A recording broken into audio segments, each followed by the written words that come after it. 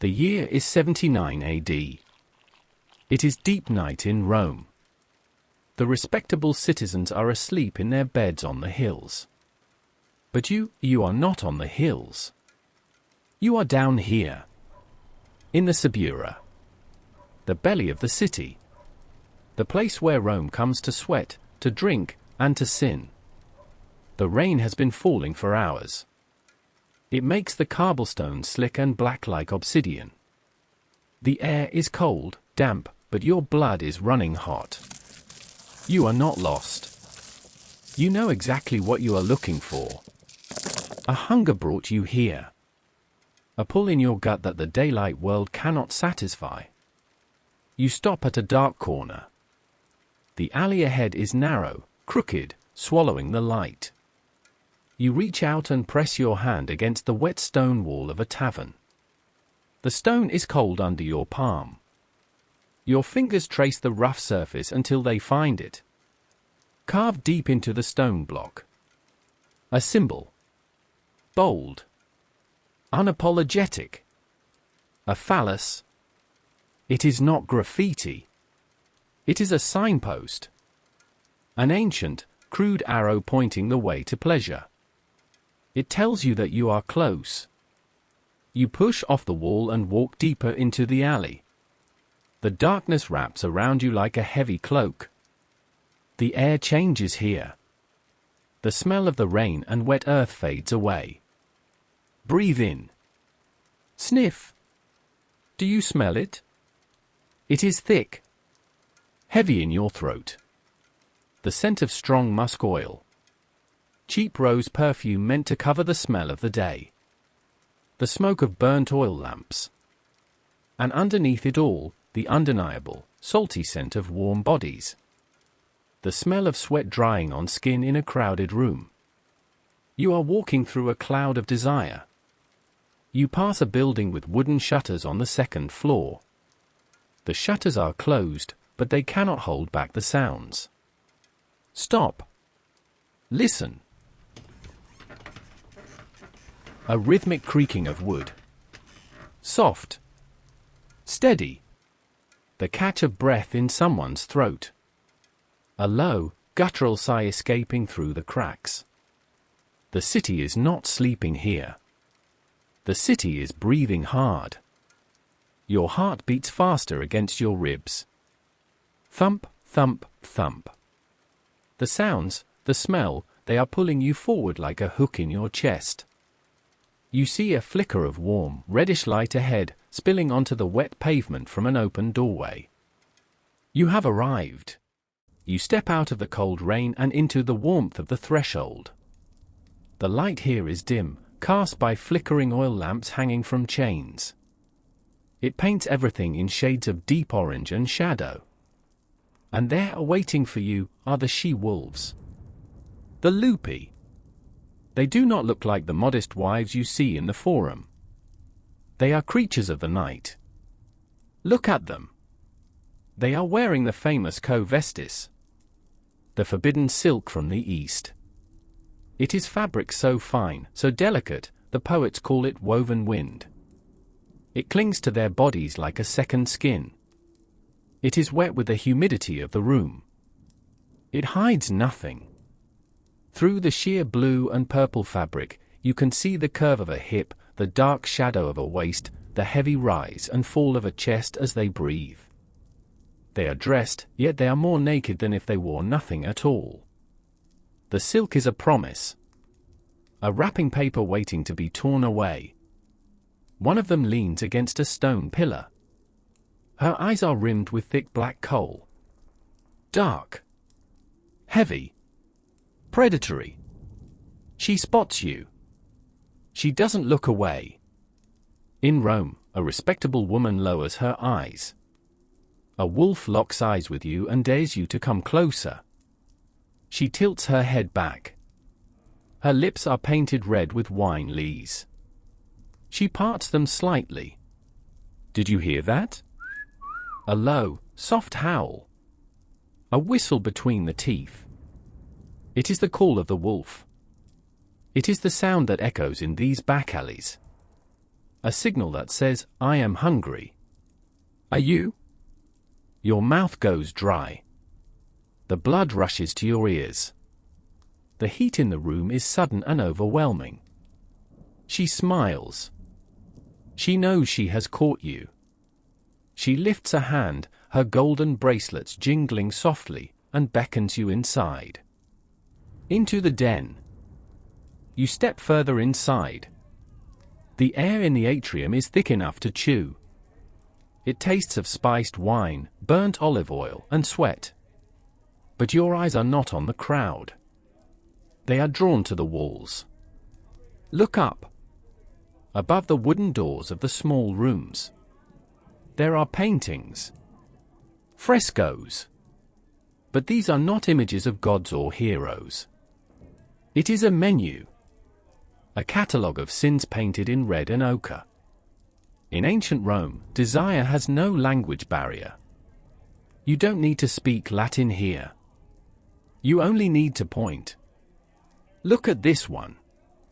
Two bodies intertwined like vines, suspended in an acrobatic arch. Look at that one. That lioness position. Raw. Primal.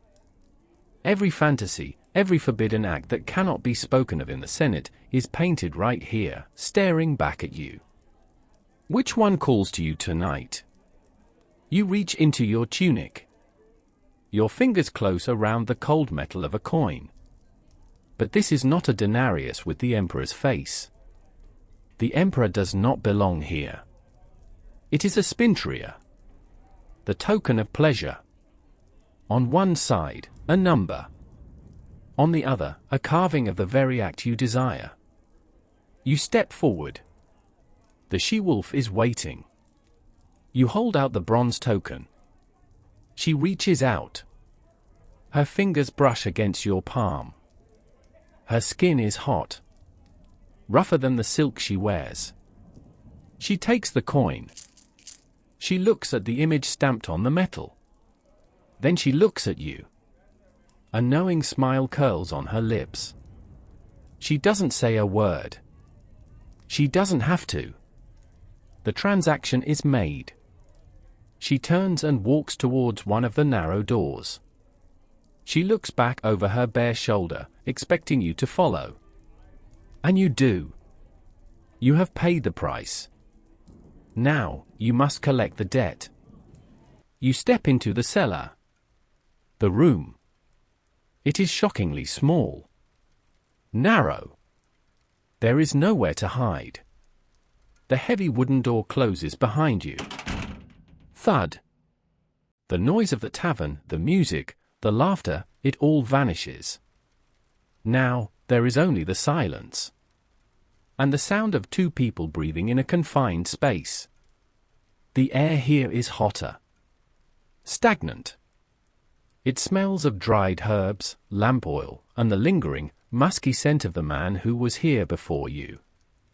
You look at the bed. It is not a soft mattress of down. It is made of stone. Solid masonry built directly into the wall. Cold. Unforgiving. But tonight, it is softened. Covered in thick wolf pelts and rough wool blankets. She sits on the edge of the stone bed. The small oil lamp in the niche casts long, dancing shadows against the walls. Look at the walls. They are covered in scratches. Graffiti carved by knives and fingernails. Messages left by soldiers, merchants, and senators over the years. Hic go fuere. I was here. Felix bin futuis. You make love well. You are standing in a monument of desire. Thousands of men have stood exactly where you are standing. Sweating. Wanting. You take a step closer. The room is so small that your knees almost touch hers. You can feel the heat radiating from her body. It bridges the gap between you. She looks up at you. In this dim light, her eyes are dark pools. The silk of her dress slips slightly off her shoulder. The stone is cold. but the skin is hot. The world outside, the emperor, the taxes, the wars, it doesn't exist in this tiny stone box. There is only this moment. This heat. This breath. You lean in, and the candle flickers. You leave the Lupina behind.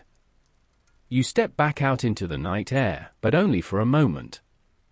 There is one last stop before sleep claims you. The baths. The thermi. You push open the heavy bronze doors. The humidity hits you instantly, but this is different. It is not the sweat of the brothel. It is clean. It is pure steam. You walk across the mosaic floor. Clip, clop. Your footsteps echo in the vast, vaulted hall. The room is hazy with white mist. Tall marble columns rise up into the shadows, disappearing into the steam. You enter the caldarium. The hot room. The water in the marble pool is still. Glassy. It reflects the flickering torches on the walls. You slip into the water. It is hot. It wraps around your tired muscles like a liquid blanket. You lean your head back against the smooth marble edge. You close your eyes. You can feel the night washing away from your skin. The scent of the cheap perfume, the oil, the sweat of the stone bed, it all dissolves into the steam. You are floating. Weightless. The only sound is the gentle drip of condensation falling from the high ceiling into the pool. Drip. Drip. Drip. The tension leaves your shoulders. The hunger is gone. The rush is gone. Now, there is only peace. You step out of the baths, wrapped in warm linen. You climb to the roof of the building. The rain has stopped. The clouds are breaking apart. Look out over the city. Rome. The eternal city. Below you, the labyrinth of Subura is dark and silent. The shouts, the music, the sins, they have all faded into the night. Far away, the massive shape of the Colosseum rises against the moonlight. A sleeping giant. The city has taken what it wanted from you. And you have taken what you needed from it. Now, the 7 hills are quiet. The fires are burning low. You are safe. You are clean. You are ready to rest. Let the darkness of Rome cover you like a heavy velvet cloak. Close your eyes, traveler. The night is long. And it belongs to you. Sleep.